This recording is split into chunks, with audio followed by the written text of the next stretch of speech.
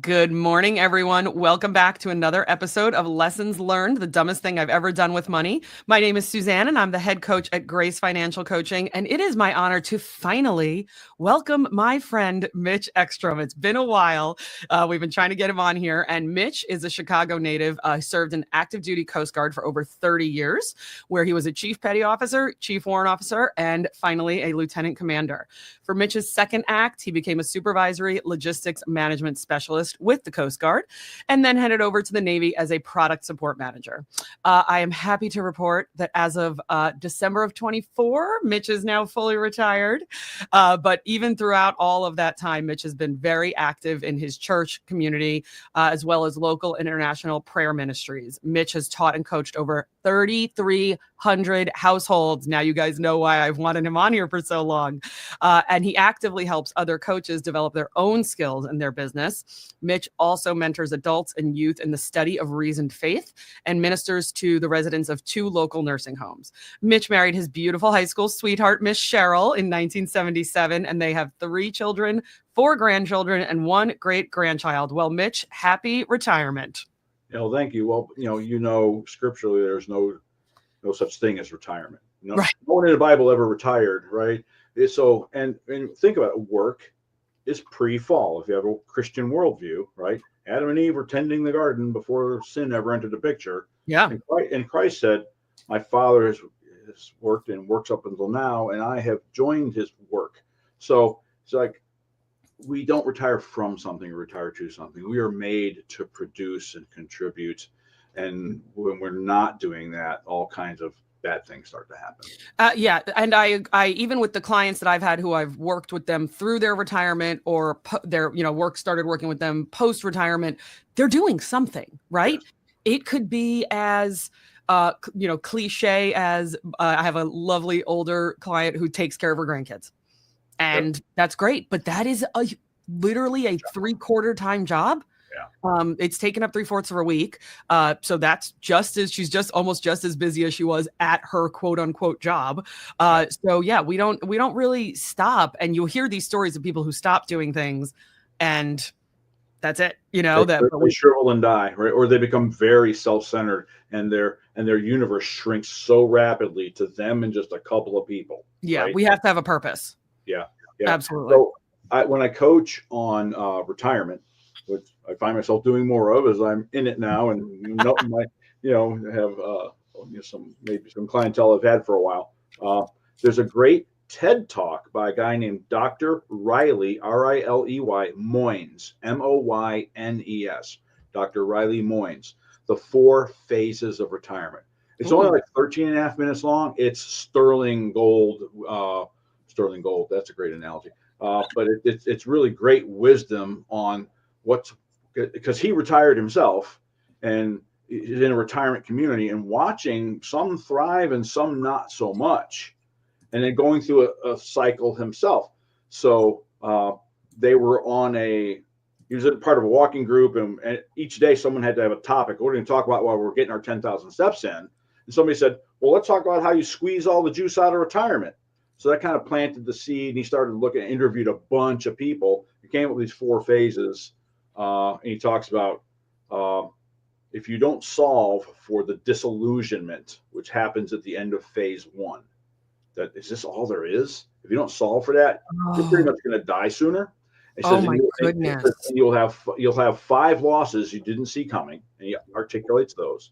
And you'll have 3 Ds, which is depression, often divorce, and then decline both mentally and mentally and physically. Right. And it's like, ooh, he says, and if you solve for that, you get the 5 things you lost back, and you're not a threat for the 3 Ds. I think this might be something that is not just pertinent for retirement. I've always worked with single males. There are female coaches out there who do not feel comfortable working with single males. I happen to enjoy it. The last few I've worked with are struggling with purpose. Yep. And literally, I just wrote down 15 things that you said. I'm going to have to translate them later. But that talk sounds like it might be pertinent for anybody, younger males who are lacking purpose, even a younger female who's lacking purpose. It can be a married person who might feel like they're lacking purpose. But once we start to lack purpose, we ask the question, is this all there is? You don't have to be 75 to ask that question. You could be 25 and asking that question. Yeah. Well, and our culture has had such an assault on a biblical male role. And so you got Dr. Jordan Peterson. Now he's coming from a secular worldview, though he's really investigating the Christian worldview very in depth and doing a great job of it. But he talks about the need for a young man in particular to adopt responsibility for others, right? And how important that is. In his book, The 12 Rules for Life, right? Yes. This is like, don't tell me as a college student how to fix the world when you can't even keep your room clean, right? Kind of thing, right? Make your bed. Yeah, exactly. Yep. So, and then there's Admiral McRaven from the Navy, right? With his make your bed. First thing you do in the morning, make your bed. So no matter how bad your day is, you come back to bed, your bed's made. Your bed's made. That is so funny because literally he has come up in 3 conversations that I've had now. In McRaven the past or Peterson? McRaven. Yeah, he's amazing. That's so funny. Oh my gosh. So Mitch, you've coached over 3,300 households, some small businesses. What have you learned from coaching that many people? So I'll tell you what it really has done for me. And I just came to this realization within the past few months. It's made me a more integrated thinker, right? Because the baby steps, the 7 baby steps are a framework, aren't they? Right? So they're the underlying truth principles. Like them or not, they work only, always, every time. If you like those odds, only, always, every time, tilt them in your favor, apply that wisdom. Now, but it's going to be different for your life and my life and the retiree's life, the 20-year-old's life, all the way down to, if you want to talk about, teaching this to your kids, the Smart Money, Smart Kids material starts at age 3. Yes. So they grow up with this. This is just the way you do money, right? And boy, talk about trying to change the legacy, right? And I've watched that happen with my own grandkids. Mm-hmm. A lot of people don't believe me that the Smart Money, Smart Kids starts at 3, and they're like, 3? What is my 3-year-old doing? And I'm like, I don't have any 3-year-olds running around, but they can't. You tell them to pick things up; they can pick things up. And so it's not too early to start. Even if you've got a 1-year-old running around, if they have an older sibling, monkey see, monkey do, right? I mean, I can't tell you how many times my younger siblings would do what I was doing, even though no one asked them to, because I'm 6 years older. So it's definitely that taking that. I wish that class was offered more. It is a great book. There is also a class that goes along with Smart Money, Smart Kids. I wish that one was offered a little bit more often. Yeah, well, there's nothing to stop us from offering it. Is right. It could be one of our service offerings. We'll facilitate you through this course. Yeah. Get the book, read it, facilitate through the course. And that just gives people the accountability to finish it. So it's just another book on my shelf I'm going to read someday, right? So that's one of the most valuable things we bring is accountability to people. Yes. Yeah. I always tell people education, guidance, and accountability are my top 3 things. What guidance and accountability? Education. Education, right. Yeah, there you go. We don't know what we don't know half the time. Sometimes people will call me and they'll say, I've got, just literally had this last week, we're getting our bonuses, it's that time of year. We're getting our bonuses from, they did all the numbers from last year and now we're getting our bonuses and we don't know what to do with it. And we think we're just going to pay off all our debt. And in 30 seconds, they tell me they have a $40,000 tax bill. And I'm like, wait, stop. Everyone stop right there. Why are we paying off all of our $35,000 of debt if we know we're about to get a $40,000 tax bill? And they looked at me and they said, oh my gosh, we never even thought about that. So sometimes it's just a matter of like educating, right? Adding that education piece in there and then saying, okay, what are we going to attack first? We know this is coming. Let's make the smart decision. And as coaches, I know you'll agree with this. We don't tell people what to do, but we do guide them and say, hey, listen, here are your options. Yeah. A couple of points to that. I always emphasize people. It's an end-to-end thing. You have to think past the transaction. You have to think in a system of 7 baby step framework, which becomes, once you get through baby step 3, but I hammer that home. Think past the transaction. Yeah. Right. And what has Dave said forever is like the number one mistake people make with money, sure did here, right? They don't pay attention. Yeah. Right. So that like not thinking about the taxes, which is the only, other than death, is the only other certain thing, right? It's like and they're not thinking like in a systems view. So when I say an integrated thinker, that's an example of that. Yeah. And that they lack that. And I don't know what I don't know either. So what I love about continuing to teach FBU, I'm on my 130 something class, right, is that if I want to be a humble practitioner.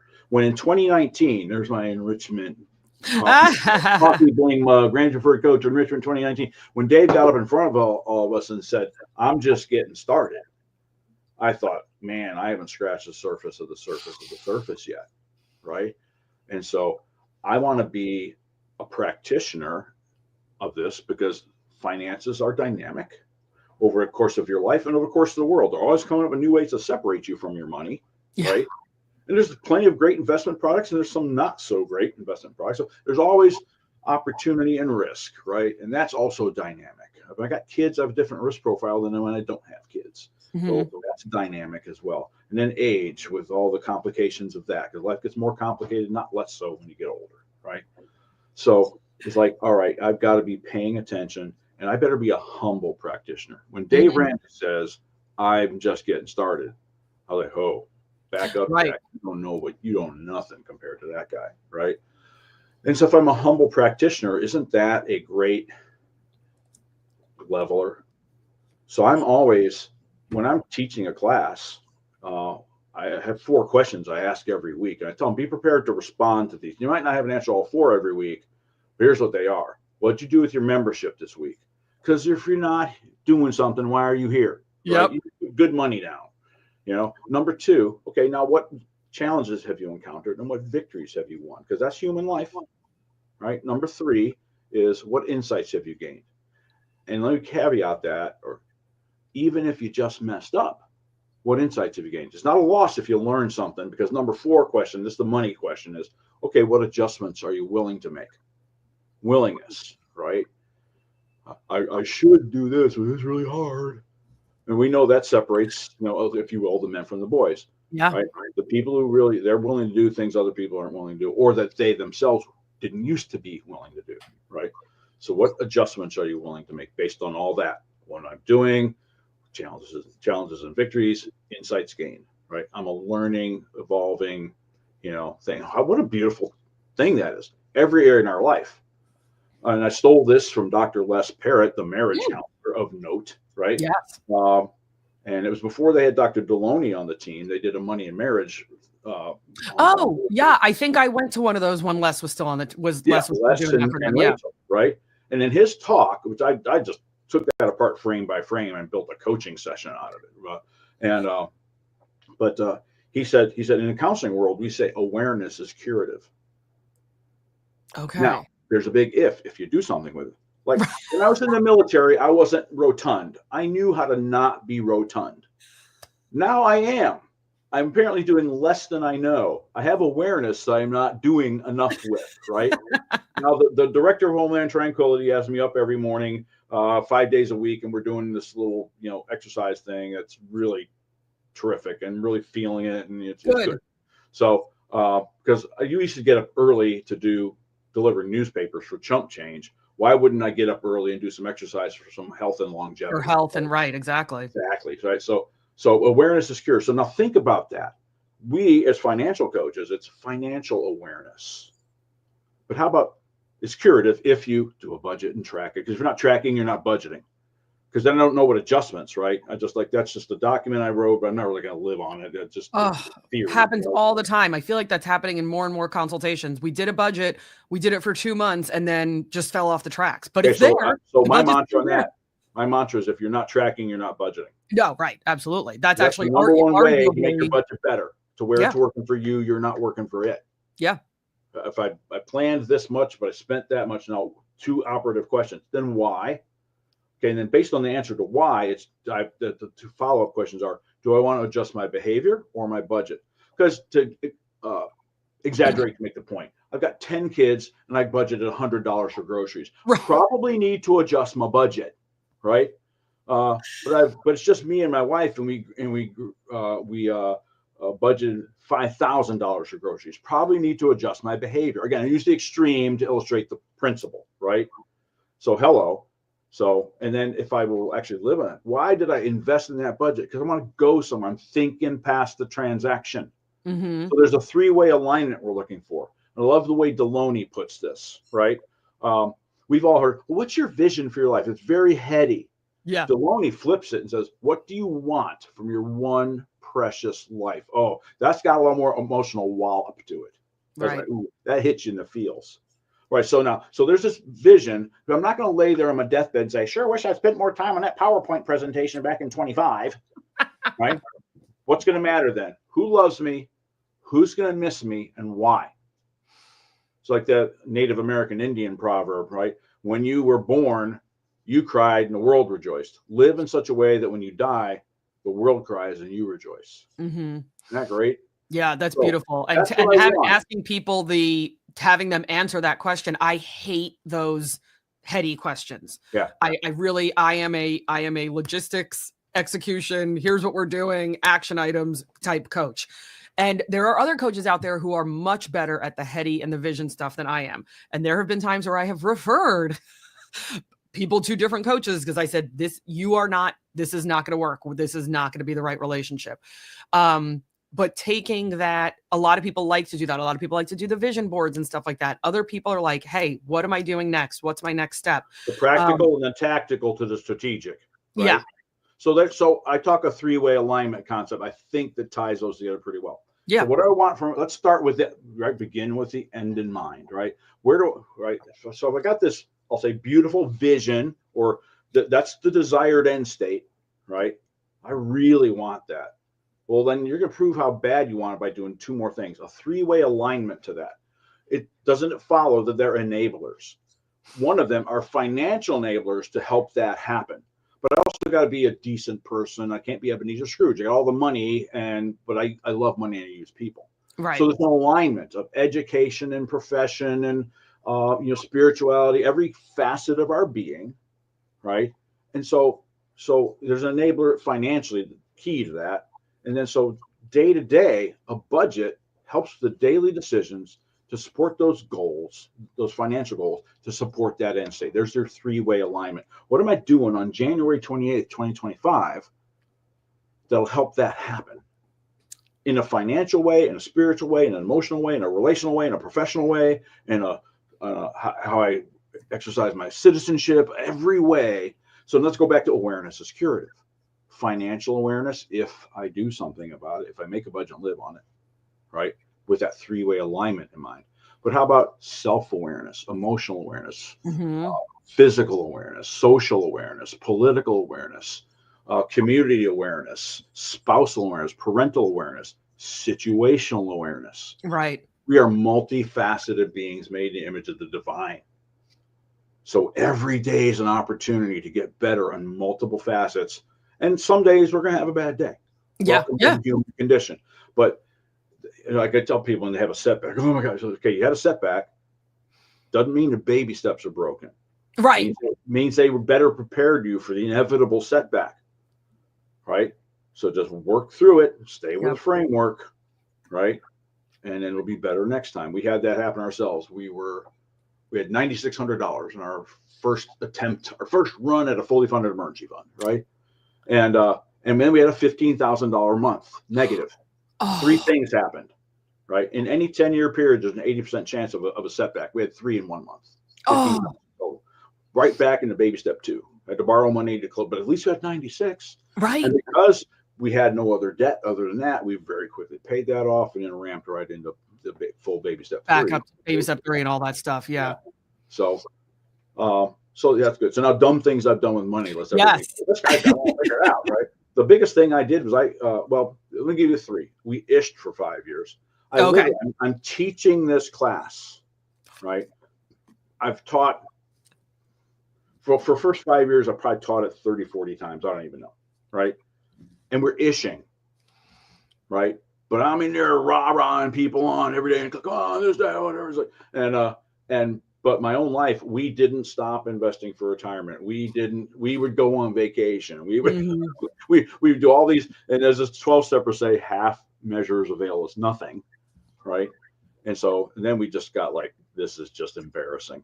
Did you ever admit it to perhaps the class you were running at that point that you'd been living No, in? I admit it all the time now, but back then I don't even know that I was necessarily, well, that's okay, but we make good money. I had my little stupid rationalizations, right?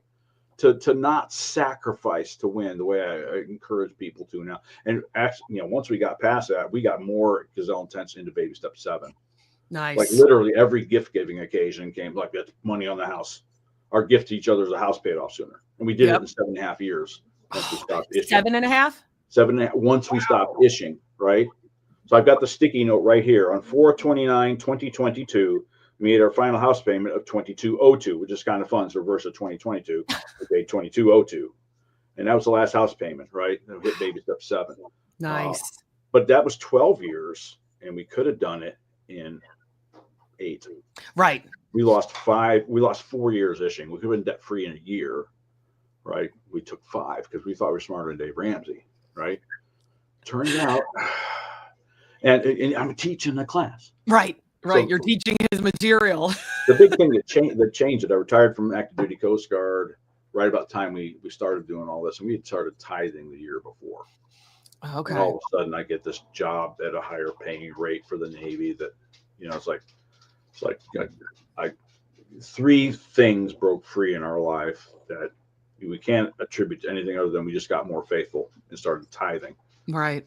So I'm just saying, try it, you'll like it to people, right? Yeah. So they were big dumb things. Pre-Dave, we bought not 1, not 2, not 3, but 4, count them, 4 timeshares. All right. So I've got to stop you for a second because this is just so everyone knows, I have my guests fill out a sheet ahead of time. And this is the one that Mitch wrote down. And sometimes I read the sheets and sometimes I don't, because sometimes the dumb stuff people have done, and Mitch, a lot of these people that I've talked to, obviously, it is so shocking how bad it was or how silly it was. It was $300. It was $300,000. Like sometimes it's so shocking that I actually want my reaction on camera in real time. I read yours and my jaw just dropped. I said, there's no way Mitch got 4 timeshares. There's no way. He mistyped this.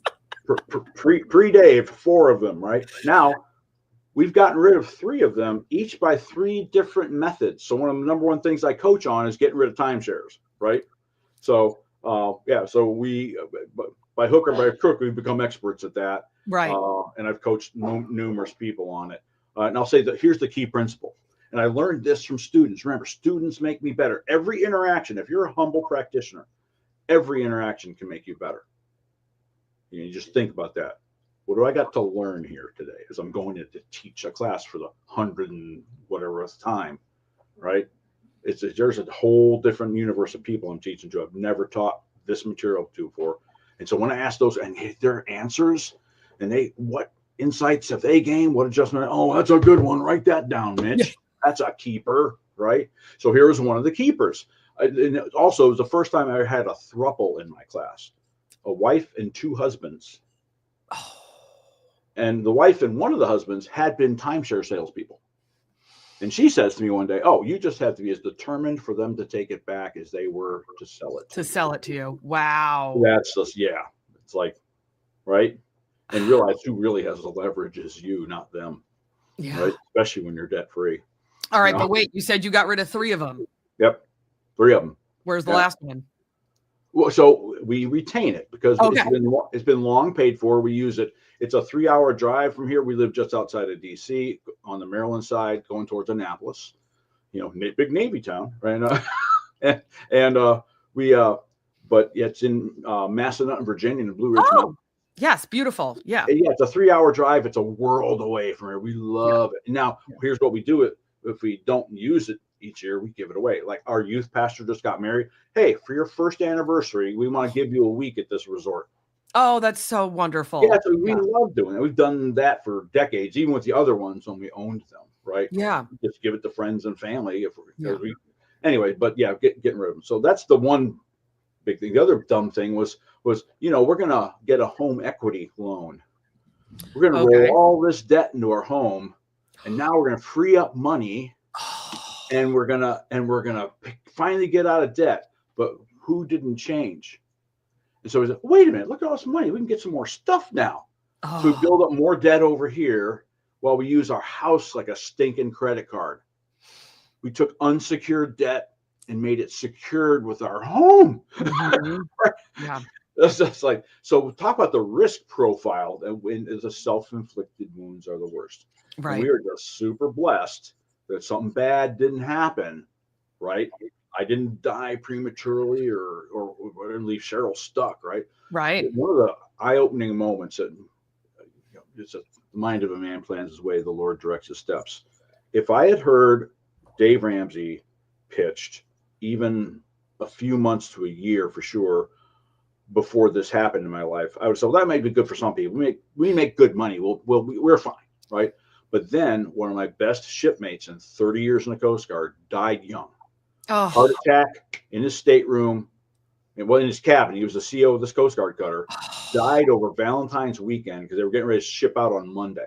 Oh my gosh. So they're knocking. Hey, Captain, it's morning muster. Come on, we're getting ready to sail. Where are you at?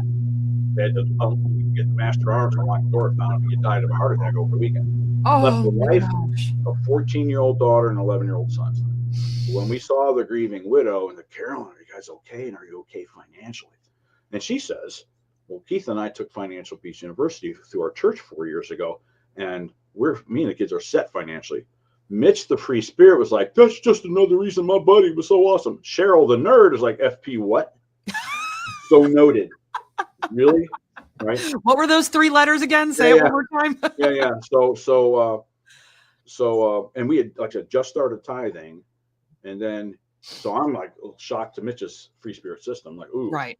and even then I wasn't consciously thinking, boy, Cheryl will be so messed up financially if I departed the pattern. Right? No, we have this weird human ability to, even when death hits us that close to home, that we still think we are invincible. We're not saying it out loud. We're not saying Mitch didn't leave that funeral home and say, well, my friend died, but I'm invincible. No one's saying that, but we are living that way subconsciously. Yeah. So when you say I live by faith, and someone says, oh, you're silly Christian, you live by faith too, my friend. Yeah. You get in the car. You get in the car and drive somewhere today. Yeah. That's an act of faith. Right. You're faithfully hoping that the guy across from you is stopping at that red light. Exactly. Yeah. Exactly. That's an act of faith right there, mm-hmm. And something less trustworthy than the God of the universe. That said, so as only God could arrange it, directing our steps, that fall, a couple in our church offered FPU. So we're life group sign up Sunday. And we didn't ever pay attention to them, except they were on the next table to us in life group sign up Sunday. Oh, shocking. Study. I don't even know what it is. I go into the bathroom. I come back out. Cheryl has signed us up. Well, and my mind is, well, we like that little couple. We'll take their little class. Then halfway through, Susan, the blinders came off. I'm like, and I literally leaned over to her. We'd been married 32 years at the time. Honey, why didn't God show us this 30 years ago? And as clear as I'm talking to you, I heard in the back of my head, because you would have been worshiping your money. And it gets me every time. It's like, thank you, God. So we had started tithing and treating it like your money, real, not just saying it, but actually treating it like, doing it, the 20-80 mix, right? 20% head knowledge, 80% behavior. Yep. For the first time, certainly not a year earlier. Right. And even how that happened was a God thing. Mm-hmm. How we shifted from just talking about it to actually doing it. This is a lesson not just for the people who are listening who are trying to get out of debt, the people who are listening because, I don't know, they like hearing the sound of my awful voice every week. This is a lesson for the coaches out there who speak with someone who finds their website, finds them on the Ramsey page, finds them on their Facebook, whatever. And I'm clear as day, I'm hearing a coach that we have met in person before say, but these people need me. These people need us. They needed me. I remember talking to them and they needed me in that moment. And I literally looked at them and said, they weren't ready. They weren't ready. This is why you have to stay coaches. This is why you have to stay in touch with people with whom you have consultations who do not become your clients because they might not have been ready. If financial coaching had existed when Mitch and Cheryl, the day after Mitch and Cheryl got married, it wouldn't have mattered. Would not have mattered. Yeah. Yeah. By the way, we've been married 47 years now by the grace of God, and a Navy chaplain who was a Marine in World War II, almost killed by a mortar on Okinawa. Oh my gosh. Right. And he said, Mitch, it's interesting. A mortar is the only piece of ordnance you can hear coming to kill you because it whistles up through the air. And it's like a football punt, boop, and then just falls on you and blows up, right? He says, I looked up, I saw it coming. It's right to me in my foxhole. He said, I said, here I come, Lord, right? And it detonated about 4 feet to my left. I didn't hear out of that ear for about a year. Right. Right. He says, and I looked up in my daze, and I saw a snapped off palm branch. Right. It hit the palm branch on the way down, deflected him. Right. He became a Methodist pastor and then a Navy chaplain. He's hitting mandatory retirement age at my Coast Guard command in 1983 or 4. Right. And we adored this guy. We worshiped the ground he walked on, because at 5 a.m. he's in the mess hall greeting everybody, whether you're the admiral or the one striper. Right. Wow. Walk around a cup of coffee, greeting everybody. And on his way home every night, if he would stop at, he'd pick different nights, but he'd zigzag his way home, visiting any hospital that anybody had a family member or was in the hospital. He's putting in 18-hour days out working us young bucks, right? Like embarrassing. We loved him. And so I'm griping to him as part of his lay ministry team about my marriage. He's like, Mitch, go see my buddy at the Army base. He's doing a payback tour for getting his master's in counseling. He's really good. You need to go see him. Anybody but that guy had told me, I wouldn't have gone. Right. And even then I was like, well, I don't need help. I made the noise. Oh, I'm sure I have things to work on. But I didn't believe it. Right. And I didn't fool that Army chaplain for a minute. I'm sure. But he did two things we're supposed to do as coaches. Let them know we can help you, and let you know we care deeply. Yeah. He worked with me long enough that I knew, he really is good at this. And he put his finger on something, and my maneuver was always like, yeah, but what about my jacked up wife who wasn't coming? Cheryl was like, you're the talker. You're going to convince him I'm the bad guy, and you're going to beat up on me. I'm not going. And she literally said, you got problems. You need counseling. Go get it. I'm not going. I almost told her, go home. I'll send you the paperwork, but I didn't. Oh. God, right? So I'm sitting there with this guy week after week after week, and he set me up. Well, in fact, if you want to go to YouTube, I didn't know they're going to put this on YouTube and they recorded this testimony, but let's go up and it's called, it's funny. Yeah, if you want to send it to me later, I'll put it in the show notes. I'll send you the name. And it's like the chaplain dropped the F-bomb on me. The Army chaplain dropped the F-bomb on me, and I was in the Coast Guard. So that's a little tease to get you on there. It's like, but if I had to retitle that short, I'd call that Better Than I Deserve. Yeah. No. And so he threw me out of his office complete with a F-bomb Army butt chewing for lying to him and wasting his time. And if I wasn't ready to do the work, don't come back. But because he'd worked with me long enough to know the two things, he's really good at his job and he cared profoundly. Yep. I could hear it. And I came back the next week with my tail tucked between my legs, ready to do the work. And then later, he dropped the atomic bomb on me later. But when he showed me my fault, and which was I kept moving the goalposts. No matter what Cheryl did, it would never be good enough. I wouldn't let her be good enough. Right. And I was repeating some bad. My dad did it to my mom. It was a pattern I knew, and so think of our money patterns. What have we learned as kids? We're not consciously aware we're doing it till thankfully some man showed me my fault. And when he did, I wanted to murder him for about 4 seconds. I was coming out of the chair. I was going to go across the desk and attack the chaplain when he said you would change the rules. If we made her everything you want to be, you would change the rules. And he set me up so beautifully for that, right? Oh man! But that's another big question. I'm not that big of a bastard. And in my head, I heard, "Oh yes, you are." And I sat back in that chair, and I cried like a baby. It broke something in me, needed breaking. It's another huge thing that we do as coaches. I have literally started consultations, the general like, hi, nice to meet you. This is what financial coaches do. What are we doing here today? And I have a 2-page script, and I'll share it with any coach. I have developed it. I'm sure I've stolen stuff from Mitch. I've stolen stuff from other people, and I've made my consultation script. There is one question I can ask that will literally depending on who's answering it and what the answer is, I will not be able to ask another question for the entire consultation. The question is, tell me what money was like for you growing up.